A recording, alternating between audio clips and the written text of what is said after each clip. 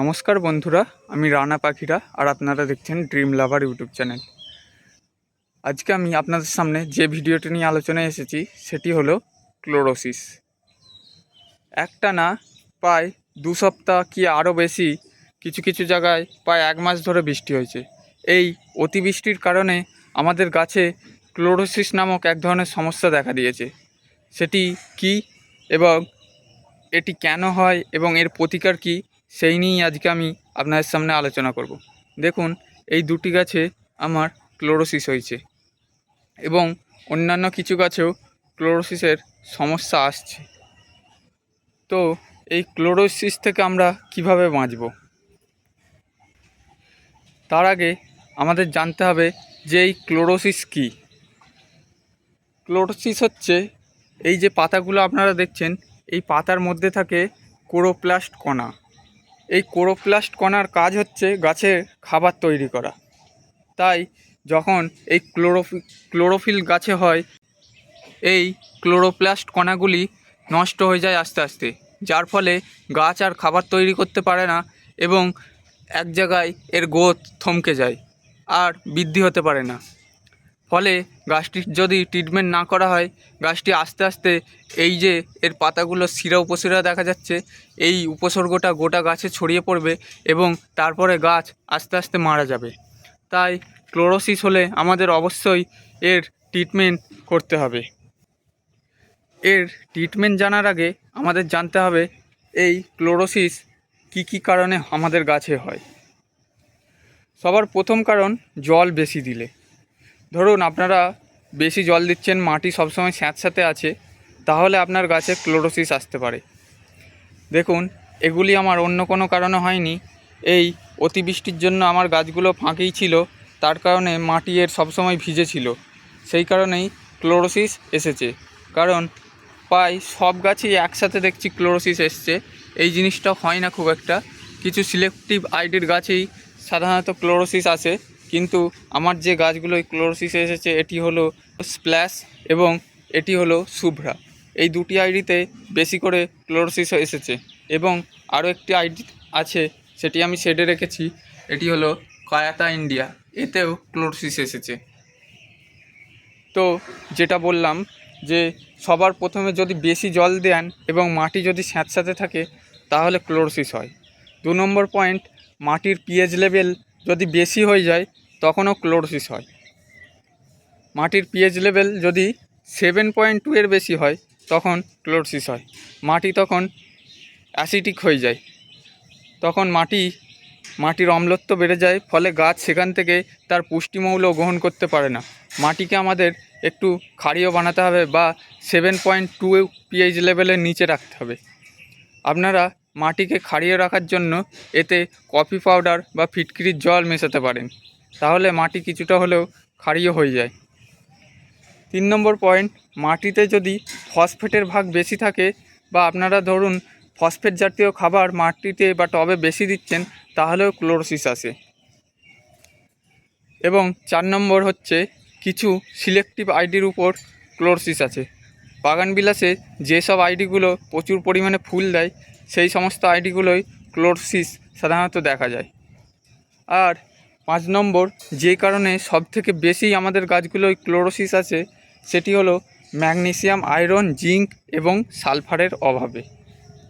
এই magnesium, zinc, iron এবং sulphur, এই 4টি অনুখাদ্য যদি আমাদের গাছগুলোয় প্রপারভাবে না পায়, তাহলেই আমাদের গাছগুলোয় এই ক্লোরোসিসের মতো সমস্যা আসবে। এবার আমরা জেনে নেব যে এই ক্লোরোসিস হলে আমরা এটা থেকে মুক্তি কিভাবে পাবো বা আমাদের গাছগুলোকে বাঁচাবো কী করে। সবার প্রথমে আপনাদের যে কাজটি করতে হবে সেটি হলো, যেই সব গাছগুলোয় ক্লোরোসিস হবে সেই সমস্ত গাছগুলোকে আপনাদের শেডে নিয়ে যেতে হবে। কারণ পাতার মধ্যে, আগেই বলেছি, পাতার মধ্যে থাকে ক্লোরোপ্লাস্ট কণা। এই ক্লোরোপ্লাস্ট কণা পাতায় যদি রোদ লাগে তাহলে আরও নষ্ট হয়ে যায়।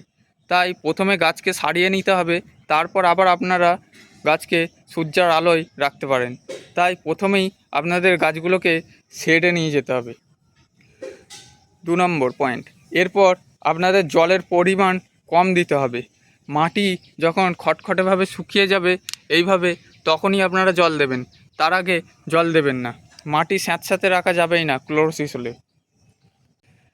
3 নম্বর পয়েন্ট, আপনারা ক্লোরোসিস হলে আপনাদের যদি অল্প সংখ্যক গাছ থাকে তাহলে আপনারা মাটি পরিবর্তন করে দিতে পারেন। কারণ মাটি পরিবর্তন করে দিলে দেখেছি গাছের ক্লোরোসিস কিছুটা হলেও চলে যায় অনেক ক্ষেত্রে। তাই আপনারা যদি আপনাদের কিছু অল্প পরিমাণ গাছ থাকে তাহলে আপনারা মাটি পরিবর্তন করতে পারেন। কিন্তু যাদের বেশি গাছ আছে বা মাটি পরিবর্তন করা সম্ভব নয়, এই বর্ষায় যেমন আমার মাটি পরিবর্তন করা সম্ভব নয়, তাই আমাদের কি করতে হবে, গাছে ট্রিটমেন্ট করতে হবে। এবার এর ট্রিটমেন্ট কী হবে সেটাই আমরা জেনে নিই। ক্লোরোসিস একদিনে ঠিক হয়ে যায় না। ক্লোরোসিস সারতে মোটামুটি 15 থেকে 1.5 মাস পর্যন্ত সময় লাগে। তাই আপনারা আজকে দিলেন আর কালকে ভাবলেন যে ঠিক হয়ে যাবে, সেটি করলে হবে না, ধৈর্য রাখতে হবে। ক্লোরোসিস সারাতে গেলে একটি দীর্ঘকালীন পরিচর্যা গাছে করতে হয়। তাই প্রথম যে দিন আপনারা ক্লোরোসিসের ট্রিটমেন্ট করবেন সেই দিন আপনারা গাছে একটা নাইট্রোজেনজনিত খাবার দেবেন। সেটা NPK 19-19-19 হতে পারে বা 12-61-0 হতে পারে, বা আপনারা ন্যানো ইউরিয়াও দিতে পারেন। এটি আপনারা গাছের পাতায় স্প্রে করবেন 1 লিটার জলে 1 গ্রাম বা 1 ml জলে গুলে ভালোভাবে ঝাঁকিয়ে পুরো গাছে স্প্রে করবেন। আর এই যে ট্রিটমেন্টটা করবেন এটা কিন্তু অবশ্যই শেডে রেখে করতে হবে, সূর্যের আলোয় গাছকে রেখে এই ট্রিটমেন্ট করা যাবে না। তো আপনারা প্রথম যেদিন আপনার গাছের ট্রিটমেন্ট শুরু করলেন সেই দিন দিলেন একটি নাইট্রোজেনজনিত খাবার। তার 3 দিন পর, অতএব প্রথম যেদিন দিলেন তার 3 দিন পর আপনারা একটি মাইক্রোনিউট্রিয়েন্ট গাছে দেবেন।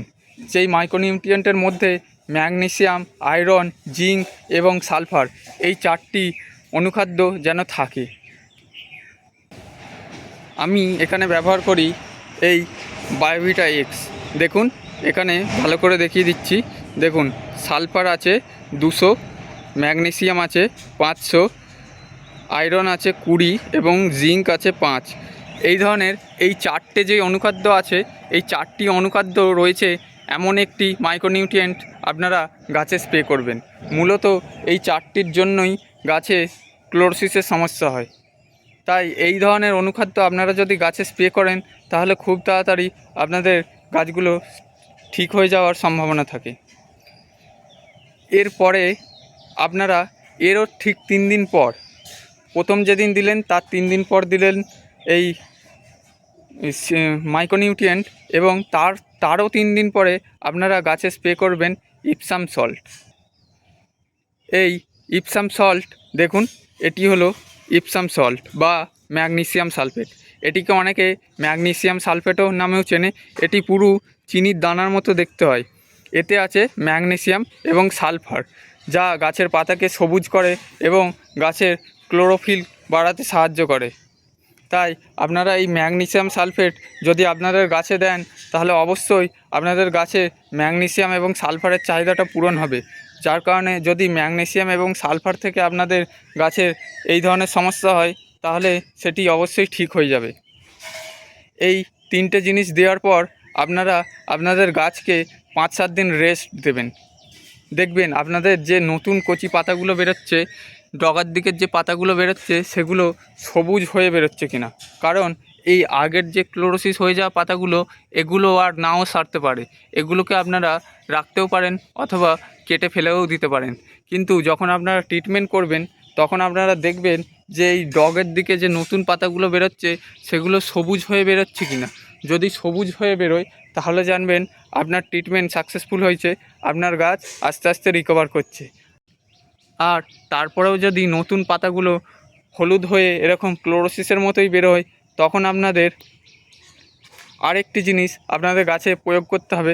সেটি হলো চিলেটেড আয়রন, বা আপনারা যদি ফেরোমাগ ইউজ করতে পারেন সেটি খুব ভালো কাজ দেয়। আপনারা এই চিলেটেড আয়রন আপনাদের গাছে দিতে পারেন, অথবা যেটা বললাম যে এরিস কোম্পানির ফেরোম্যাগ, এটি খুব ভালো ক্লোরোসিসে কাজ করে। এর মধ্যে থাকে ম্যাগনেসিয়াম, আয়রন এবং সালফার, যেটি গাছকে সবুজ করে এবং ক্লোরোসিস সারাতে খুব তাড়াতাড়ি সাহায্য করে। এটি 1 কিলো ফর্মে পাওয়া যায়, আপনাদের ওই 180 থেকে 200 টাকার মধ্যে পড়বে। আপনারা এই জিনিসটি যদি আপনাদের গাছে প্রয়োগ করতে পারেন সব কিছুর শেষে, তাহলে আপনাদের গাছ সুস্থ হবেই গ্যারেন্টি। এই ট্রিটমেন্টটা করতে আপনাদের প্রায় 2 সপ্তাহ মতো টাইম লাগতে পারে। তাই এই 2 সপ্তাহ পর গাছকে কিছুটা অবজার্ভ করুন, দেখুন গাছের পাতাগুলো কেমন আসছে। এতেও যদি না ঠিক হয় তাহলে সেমভাবে আপনাকে আরও 2 সপ্তাহ এই একই ট্রিটমেন্ট চালাতে হবে। তাহলেই দেখবেন আপনাদের গাছের এই ক্লোরোসিস নামক রোগটি চলে যাচ্ছে। বোগেনভিলিয়ার ক্ষেত্রে কিছু সিলেক্টিভ আইডি আছে যেগুলোয় ক্লোরোসিস বেশি হয়, যেমন গ্ল্যাব্রা হোয়াইট, গ্ল্যাব্রা পার্পেল, মিস অ্যালিস, সিলুইট। এই সমস্ত গাছগুলো যেগুলো প্রচুর পরিমাণে ফুল দেয়, এদের ক্লোরোসিস আটকাতে ফুল বেশি সময় ধরে গাছে রাখা যাবে না। আপনারা একটা লিমিটেড টাইমের পর, হয়তো 15 দিন 20 দিনের পর গাছে যা ফুল আছে সব ফুল কেটে দিতে হবে এবং তারপরে অবশ্যই গাছে খাবার দিতে হবে। না হলে গাছ তার দরকারি নিউট্রিয়েন্টস পাবে না, তার ফলে গাছে আবার ক্লোরোসিস আসবে। তাই এই সমস্ত আইডি রাখলে অবশ্যই এর ফুলগুলো একটু আগে কেটে দেবেন। যেমন এটি আমার সিলোট আইডির গাছ, দেখুন এতেও বৃষ্টির কারণে ক্লোরোসিসের ছাপ পড়েছে অল্প অল্প। এবার অনেকে বলবেন যে আমার কাছে এত জিনিস কি করে পাবো, আমার অল্প ছাদ বাগান, আমি এত জিনিস কিভাবে ম্যানেজ করব। তাদেরকে বলবো, আপনারা যদি পারেন, আপনাদের যদি অল্প গাছ থাকে তাহলে আপনারা গাছগুলিকে রিপোর্টিং করে ফেলুন বা মাটি পাল্টে দিয়ে নতুন মাটিতে দিয়ে দিন। বন্ধুরা, ক্লোরোসিস যাতে আমাদের গাছগুলোয় আক্রমণ না করে তার জন্য আমাদের ম্যাগনেসিয়াম, সালফার, জিঙ্ক এবং আয়রন প্রতি মাসে অন্তত একবার হলেও আমাদের গাছগুলোয় দিতে হবে, প্রিকসিস হিসাবে দিতে হবে। তা না হলেই এই ধরনের ক্লোরোসিস আসবে। আপনারা ম্যাগনেসিয়ামের জন্য আপনারা ইপসাম সল্ট প্রতি মাসে একবার করে গাছে স্প্রে করতে পারেন। আপনারা দুবারও চাইলে করতে পারেন, সমস্যা হয় না। এই ধরনের যেগুলোই ম্যাগনেসিয়াম আছে, সালফার আছে, জিঙ্ক আছে, আয়রন আছে, এই ধরনের জিনিস আপনাদের গাছে স্প্রে করতে হবে প্রতি মাসে বা মাটিতে দিতে হবে। তবেই আপনারা এই ক্লোরোসিস আটকানোর থেকে আপনাদের গাছগুলোকে রুখতে পারবেন। বন্ধুরা, আজকে আমি আমার গাছগুলোয় অল্প পরিমাণে ইপসাম সল্ট আমার গাছগুলোয় স্প্রে করব, সেটাই এবার আমি আপনাদের সামনে তুলে ধরব। দেখুন, আমি একটি 2 লিটারের জলের বোতল নিয়েছি এবং এতে 1 গ্রাম মতো আমি ইপসাম সল্ট নিয়ে ভালো করে ঝাঁকিয়ে স্প্রে করব। এটি চিনির মতো হওয়ার জন্য গুলতে একটু টাইম নেবে, তাই আপনারা একটু ধৈর্য ধরে এটিকে গুলে নেবেন। দেখুন, এইভাবে ইপসাম সল্ট দিয়ে আপনারা একটি স্প্রেয়ারের মাধ্যমে খুব ভালোভাবে ঝাঁকিয়ে নেবেন।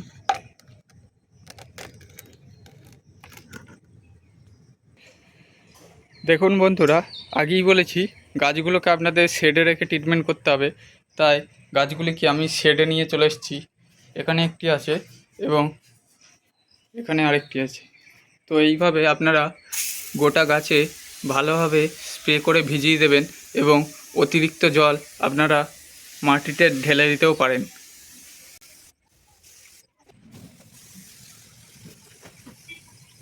বন্ধুরা, ভিডিওটি যদি আপনাদের ভালো লেগে থাকে এবং কিছুটা হলেও ইনফরমেটিভ মনে হয়ে থাকে তাহলে অবশ্যই ভিডিওটিতে একটি লাইক করবেন এবং চ্যানেলটি সাবস্ক্রাইব করে আমার পাশে থাকবেন এবং পাশের যে বেল আইকনটি আছে সেটি অবশ্যই ক্লিক করে অল নোটিফিকেশানে সেট করে রাখবেন, যাতে করে আমি ভিডিও ছাড়ার সাথে সাথেই তার নোটিফিকেশান আপনার কাছে পৌঁছে যায়। যারা যারা ভিডিওটি শেষ পর্যন্ত দেখলেন তাদেরকে জানাই অসংখ্য ধন্যবাদ। সকলে ভালো থাকবেন এবং নিজেদের ছাদ বাগানকে আরও বড় করে তুলবেন। ধন্যবাদ।